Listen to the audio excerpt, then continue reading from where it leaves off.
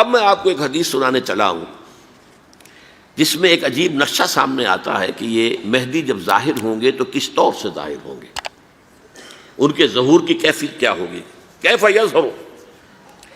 یہ روایت ہے حضرت ام سلمہ سے رضی اللہ تعالی عنہا، حضور کی زوجہ محترمہ ہیں، فرماتی ہیں ام سلمہ عن النبی صلی اللہ علیہ وسلم قال یکون اختلاف عند موت خلیفۃ، موت خلیفۃ، حضور نے فرمایا ایک خلیفہ کی موت پر اختلاف واقع ہو جائے گا، خانہ جنگی ہو جائے گی۔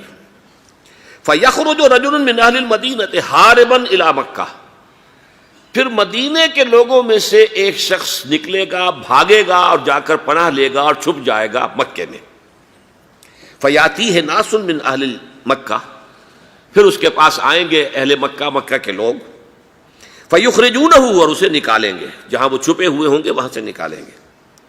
وَهُوَ كَارِهٌ، اور وہ بالکل اس کو پسند نہیں کر رہے ہوں گے، نہ وہ خواہش مند ہوں گے کہ ان کے ہاتھ پر بیعت کی جائے، نہ وہ یہ چاہیں گے کہ وہ میدان میں آئیں اور ان کو جو ہے اپنا لیڈر مانا جائے۔ وَهُوَ كَارِهٌ فَيُبَايِعُونَهُ بَيْنَ الرُّكْنِ وَالْمَقَامِ، لیکن لوگ جو ہے پھر اصرار کے ساتھ ان کے ہاتھ پر بیعت کریں گے رکن اور مقام کے درمیان۔ رکن وہ کونا ہے خانہ کعبہ کا جس میں حجر اسود لگا ہوا ہے، اور مقام ابراہیم جو ہے، ان دونوں کے مابین جو یہ علاقہ ہے یہاں پر وہ بیعت ہوگی۔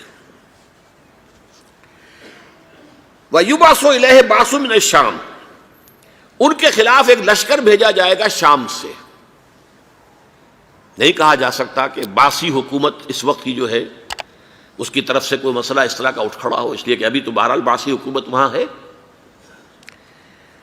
فَيُخْسَفُ بِهِمُ بِالْبَيْضَاءِ بَيْنَ مَکَّہ وَالْمَدِینَہ، لیکن اللہ تعالیٰ اس لشکر کو مکے اور مدینے کے درمیان وادی بیضاء میں دھسا دے گا، زمین کے اندر پورے کے پورے لشکر کو۔ فَإِذَا رَأَى النَّاسُ ذَلِكَ، جب لوگ یہ دیکھیں گے کہ اتنی بڑی نشانی ظاہر ہو گئی، أَتَاهُ أَبْدَالُ الشَّامِ وَعَصَائِبٌ من العراق فَيُبَايِعُونَهُ، اب شام سے سارے کے سارے جو اولیاء اللہ ہیں وہ بھی آئیں گے، اور عراق سے جوق در جوق لوگ آئیں گے اور ان سے بیعت کریں گے۔ وَيَعْمَلُ فِي النَّاسِ بِسُنَّةِ نَبِيِّهِمْ، پھر وہ عمل کریں گے لوگوں کے مابین، حکومت کریں گے اپنے نبی کی سنت کے مطابق۔ وَيُلْقِي الْإِسْلَامُ بِجَرَانِهِ، اور اسلام اپنی گردن زمین پر ٹکا دے گا۔ وَالْأَرْضِ فِي الْأَرْضِ، زمین میں۔ فَيَلْبَسُ 7 سنین، پھر وہ 7 برس تک حکمران رہیں گے۔ ثم یتوفیٰ، پھر ان کا انتقال ہوگا۔ ویصلی علیہ المسلمون، اور مسلمان ان پر نماز پڑھیں گے۔ یہ جو میں نے آپ کے سامنے نقشہ کھینچا ہے، اس سے اب میں ایک نتیجہ نکالتا ہوں، اسے بھی میرا گمان کہیے، اختلاف بھی کر سکتے ہیں آپ، اگر اس کو وزنی سمجھیں تو قبول بھی کر سکتے ہیں۔ وہ یہ ہے کہ میرے نزدیک ان کے ظہور کا وقت قریب ہے، اور اس کی تھوڑی سی بعد میں مجھے معلوم ہوا کہ جین ڈکسن غالباً نام ہے امریکن اس کا، جس نے یہ پیشن کوئی خبر دی تھی کہ 1962 میں عالم عرب میں ایک بچہ پیدا ہوا ہے کہ جو وہاں کا نقشہ بدل کر رکھ دے گا۔